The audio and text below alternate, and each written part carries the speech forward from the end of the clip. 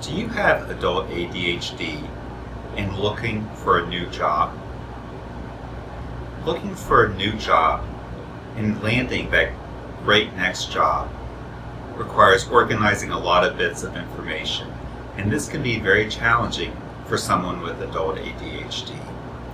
With the people I work with, I have taught them an effective strategy to help organize all the bits of information, and I'd like to share that with you today. So I'd like you to get a notebook and dedicate that notebook to only information that you're going to use for the job search. Then, on each page, you're going to dedicate that to either one person in your network, one contact, or one job opportunity.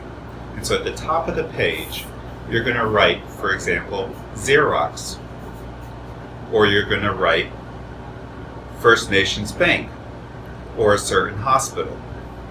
And then, in the left-hand column, you're going to write the date and any information about that job opportunity, and then any to-dos in the last column.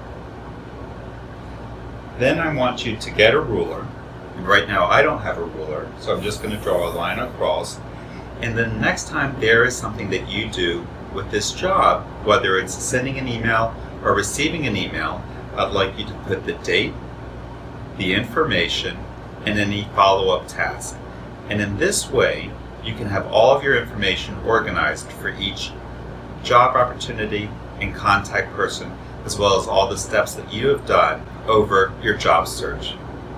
I wish you the best of luck, and if you have found this video helpful and this tool helpful, please check out some of my other adult ADHD strategy tools, or go to my website www.scottshapiromd.com.